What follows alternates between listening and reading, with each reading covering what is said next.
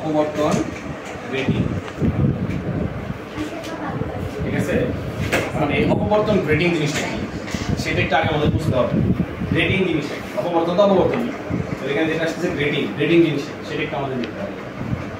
স্বচ্ছ সমতল একটা কাচের পাতলা ও সর্বত্র সমান বেধের পাতের উপর হীরক বিন্দুর সাহায্যে খুব কাছাকাছি সমুদ্রবর্তী ও সমবেধ সম্পন্ন বহু সংখ্যক দাগ কেটে সূক্ষ্ম বর্ণালী সৃষ্টি করার এবং সূক্ষ্মভাবে আলোর তরঙ্গ দৈর্ঘ্য নির্ণয় করার জন্য ব্যবহৃত যন্ত্রকে অপবর্তন গ্রেডিং। অনেক কিছু বুঝছি না, এত বড় লাইন বলতে হবে না, বাইরে বাইরে বলতে হবে নাকি। স্বচ্ছ সমতল একটা কাচের পাতলা ও সর্বত্র সমান বেধের পাতের উপর, কি বুঝলাম? স্বচ্ছ সমতল একটা কাচের পাতলা ও সর্বত্র সমান বেধের, ঠিক আছে। অনেক সময় কি থাকে, কাচের পুরুত্ব সমান থাকে না, এক জায়গায় একটু মোটা হয়, এক জায়গায় একটু চিকন হয়, এক জায়গায় তা না, পুরোটা একদম সমান হতে হবে। পাতের উপর হীরক বিন্দুর সাহায্যে, হীরক বিন্দুর সাহায্যে খুব কাছাকাছি সমুদ্রবর্তী, হীরক মানে হীরা, হীরক বিন্দু মানে হীরক, হীরা রে সূক্ষ্ম হীরা তো কাটে গুলো যে হীরার মধ্যে আর কি না, নিচে চুক্ষা থাকে না, ওইটাকে বলছি বলি আমরা হীরক বিন্দু, চুক্ষা যে জায়গাটা থাকে ওইটা। হীরক বিন্দুর সাহায্যে খুব কাছাকাছি এবং সমদূরবর্তী সমবেধ সম্পন্ন বহু সংখ্যক দাগ কাটে। এটা মনে করো সমতল পাতলা পাত, ঠিক আছে। আর এখানে আমি কি করব, হীরকের সাহায্যে দাগ কাটবো, এমনে এমনে এমনে এমনে। আর আমার মার্কারের টিপ অনেক মোটা, মানে একটা হীরকের যে সূক্ষ্মতা এটা অনেক সূক্ষ্ম, ঠিক আছে, চিন্তাই করা যায় না একটা হীরকের মাথা কতখানি সূক্ষ্ম। তো ওইটা দিয়ে যখন ভাবে দাগ কাটা হয় তখন অনেক ঘন ঘন দাগ কাটা হয়, অনেক, মানে দাগের কি মানে সিম্পল, হীরা দিয়ে তো কাজ কাটি আমরা জানি, তাই না? আমরা দেখাচ্ছি যে কত কত সূক্ষ্মভাবে দাগগুলো কাটা হয়, পরের লাইনে আছে।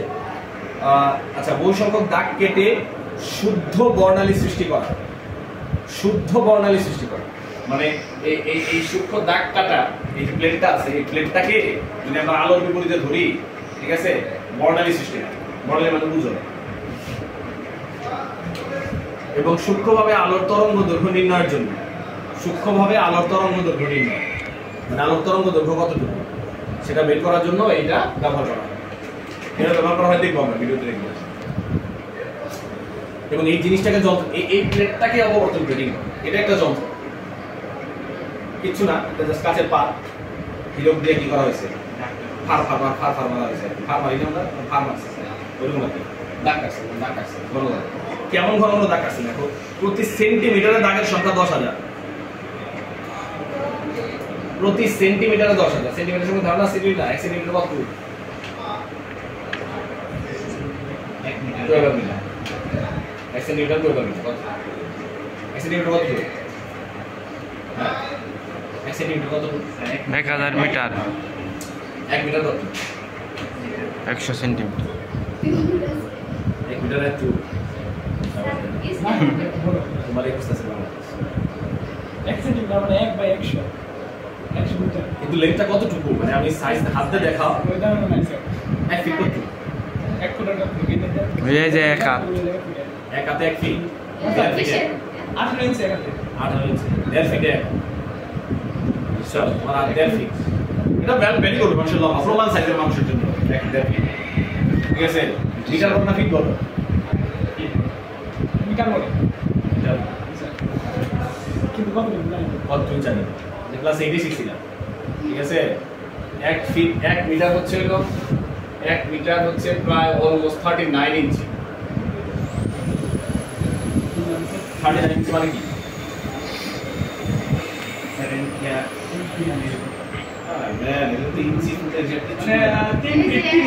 3 ফিট 3 ইঞ্চি, হ্যাঁ 3 ফিট 3 ইঞ্চি, এর দিকে বলতে লাগে 3 ফিট,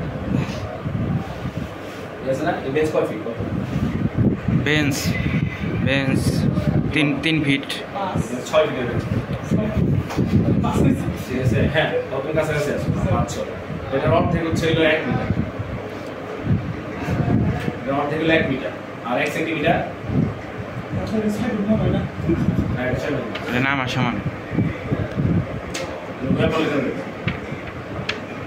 ওই যে বাতাস করে চাইছিলাম।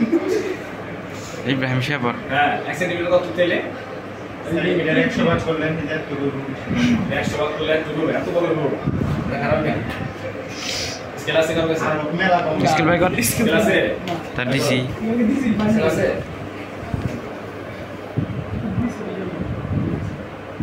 1 সেন্টিমিটার একটু কম এই যে আমি দাগ দিছি না এই যে এত এর চেয়েও কম মানে এইটুকের মধ্যে 10,000 দাগ কাটা হবে এইটুকের মধ্যে ধরে নাও এইটুকের মধ্যে 10,000 দাগ কাটতে হবে বুঝছ অবস্থা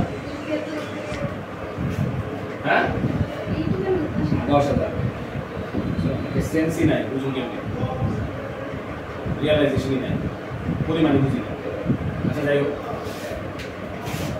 10,000 বা এর কম বেশি হইতে পারে আবার এর বেশি হইতে পারে আবার একটু কম হইতে পারে প্রতিটি দাগ অস্বচ্ছ রেখার মতো এবং দুটি দাগের মধ্যবর্তী অংশ স্বচ্ছ সরু রেখা ছিদ্রের মতো কাজ করে এটা দুটো দাগ যদি আমরা দুটাতে দাগ দিছি দুটাতে দাগ দিছি এই দাগগুলো হলো অস্বচ্ছ দাগ কি অস্বচ্ছ দাগ হলো অস্বচ্ছ তবে দাগ দিলাম এটা দাগ দিলাম একটা এটা দাগ দিলাম দাগ অস্বচ্ছ এই দাগের মধ্যে যখন ওই ঘিরা দিয়ে যখন এরকম ফাঁক দিব না তখন এই জায়গাটা অস্বচ্ছ হয়ে যায় অস্বচ্ছ হয়ে গেলে এটার মধ্যে দিয়ে আর কি মানে আলো পাস করতে পারবে যেমন খোলা হয়ে যায় কিন্তু দুইটা দাগের মাঝখানে যে আছে জায়গাটা এই জায়গার মধ্যে দিয়ে কি করে আলো প্রবেশ করে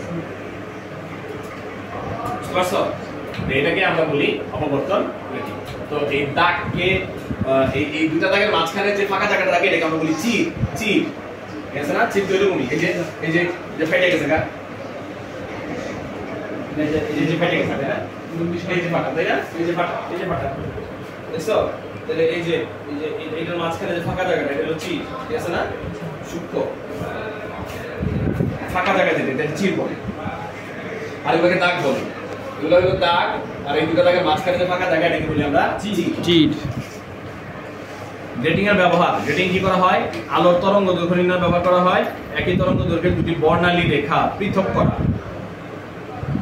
তরঙ্গ দৈর্ঘ্যের সাপেক্ষে অপবর্তন কোণের পরিবর্তনের হার নির্ণয় করা আর অনেক গুরুত্বপূর্ণ তথ্য বিশ্লেষণে হলোগ্রাফিক গ্রেটিং এর ব্যবহার রয়েছে গ্রেটিং ধ্রুবক একটা জিনিস গ্রেটিং ধ্রুবক কি কোন অপবর্তন গ্রেটিং এর স্বচ্ছ স্থানের বা চিরের বেধ a এবং প্রতি অস্বচ্ছ দাগ বা রেখার বিস্তার যদি b হয় তার মানে বুঝতে পারছো এইটুক যদি a হয় দেখো এইটুক যদি a হয় এই যে ফাঁকা জায়গাটা মানে চির এটার যে বেধ এটা যদি a হয় আর এই যে দাগটা যে আছে দাগের একটা পুরুত্ব আছে না দাগের একটা পুরুত্ব আছে এই দাগের পুরুত্ব এটা যদি b হয় এই দাগটার পুরুত্ব যদি b হয় ঠিক আছে তাহলে এই a + b এটা হলো গ্রেটিং ধ্রুবক গ্রেটিং ধ্রুবক বুঝতে পারছো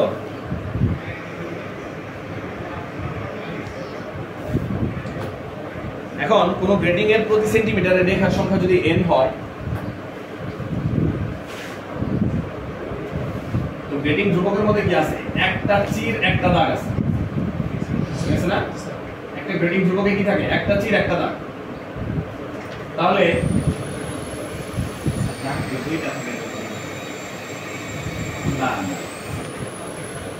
এই যে দাগ এই যে চিরের প্রস্থ প্লাস দাগের প্রস্থ তাহলে একটা চির একটা দাগ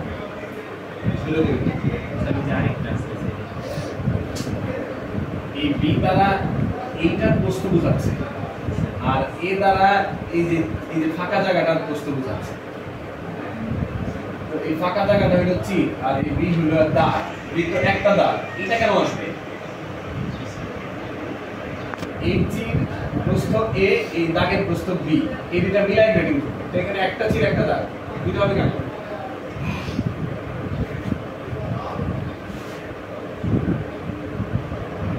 আচ্ছা এখন যেটা ব্যাপার সেটা হইল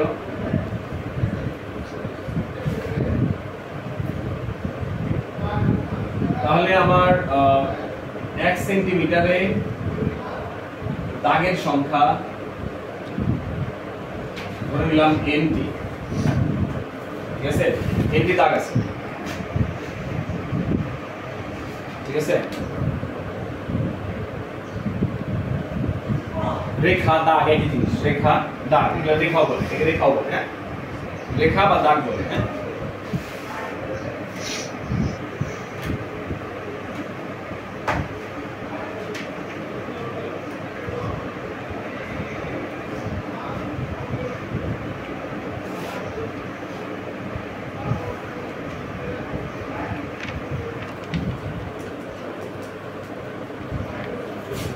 তাহলে উল্টা করে যদি চিন্তা করি তাহলে এনটি দাগের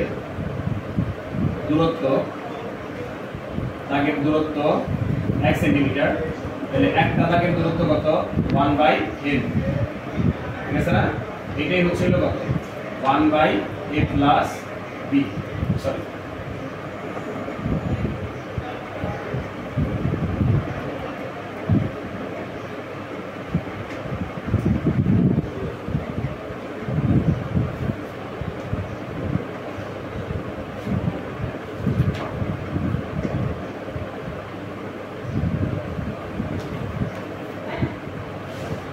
তাহলে d ইকুয়ালস টু হইতেছে 1/n। দাগের দূরত্ব না ঠিক আছে, দাগ আছে, দাগ সংখ্যা এনটি দাগ আছে এটা বললে ভালো হয়। দাগ আছে 1 সেন্টিমিটার, সরি এমনি কথা বললে ভালো হয়। তাহলে একটা দাগ আছে 1/n সেন্টিমিটার, ঠিক আছে না? আর একটা দাগ যত দূরত্বের মধ্যে আছে সেটাই হলো গ্রেডিং ধ্রুবক a plus b। a plus b এর মধ্যে একটা দাগ আছে না? a প্লাস b এর মধ্যে একটা দাগ আছে না? এগুলো d ইকুয়ালস টু 1/n, বুঝছো? আর গ্রেডিং ধ্রুবক বা d ব্যবস্থানে অবস্থিত দুটি বিন্দুকে অনুরূপ বিন্দু বলে। d ব্যবধানে অবস্থিত দুটি বিন্দুকে অনুরূপ বিন্দু বলে। আমার এই যে এটা শুরু হইছে এই দাগের লাস্ট মাথা থেকে, ঠিক আছে না?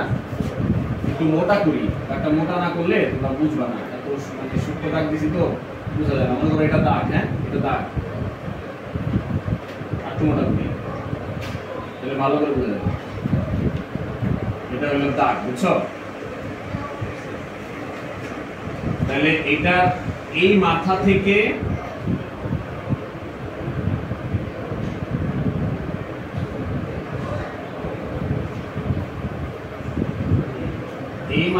যে এটুক হলো a আর এই যে এটুক হলো b, তাহলে এই পয়েন্ট থেকে এই পয়েন্ট হলো অনুরূপ বিন্দু, এই বিন্দু আর এই বিন্দু হলো অনুরূপ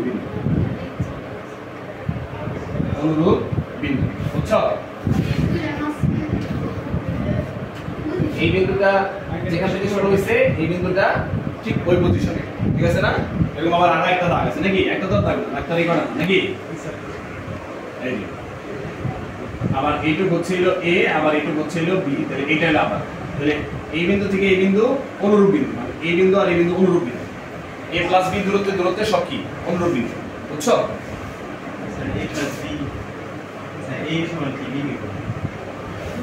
a সমান b a সমান b হবে কিনা? না, a সমান এরকম কোনো ব্যাপার না।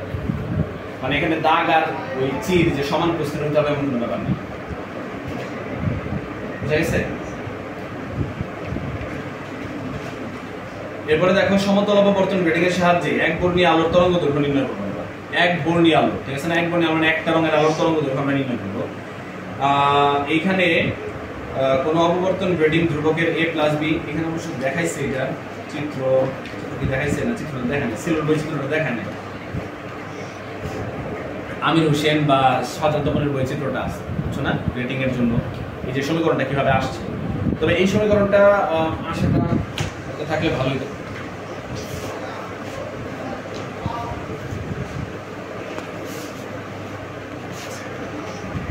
a plus b sin theta n সমান হচ্ছে হলো n ল্যামডা, ঠিক আছে? এটা n তম উজ্জ্বলের জন্য, n তম উজ্জ্বলের জন্য, উজ্জ্বল পট্টির জন্য, বুঝছো?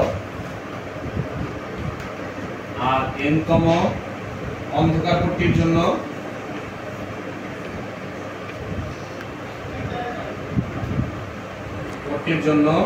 a plus b sin theta n সমান 2n প্লাস 1 ল্যামডা বাই, এটা আবার ব্যাটিসারের মতো হয়ে গেছে, ঠিক আছে? ব্যাটিসারের ব্যাপারটা এরকম ছিল, n ল্যামডা আর 2n প্লাস 1 ল্যামডা বাই 2 অন্তর্গতের জন্য মাঝখানে এক চিরের দূরত্ব অপবর্তন উল্টা হয়ে গেছে, আবার অপবর্তন গ্রেডিং এ আবার কি হয়েছিল? ব্যাটিসারের কনসেপ্টটা ফেরত আসছে। এইভাবে মনে রাখবা, তাহলে ভুল হবে না। সিকোয়েন্স অনুযায়ী জিনিসটাকে মনে রাখবা, তাহলে উল্টা পাল্টা হবে না, তাহলে পরীক্ষার কনফিউশন তৈরি হবে। হ্যাঁ, গ্রেডিং এর জন্য কি অন্ধকার কি আর অপবর্তনের জন্য কি ব্যাটিসার কি সবই ভুলে দেবো, বুঝছো? ব্যাপারটা এইভাবে মনে রাখবে। ব্যাটিসারের জন্য যেটা শর্ত এক চিরের তার সিকোয়েন্স অনুযায়ী যেভাবে পড়ছি আমরা ওই সিকোয়েন্স অনুযায়ী ব্যতিচারের জন্য উজ্জ্বলের শর্ত অপবর্তনের এক চিরের দরুন অপবর্তনের তার উল্টা গ্রেটিং এ আবার ওই ব্যতিচারের ঠিক আছে তাহলে এত কিছু বুঝে রাখা লাগবে না এমনি মনে থাকবে কথা বুঝছো ওকে এই গেল অপবর্তন গ্রেটিং ওকে এরপর হলো সমাবর্তন তাই না আসলে আমি তো অবশ্যই ভিডিও দিই পজ কর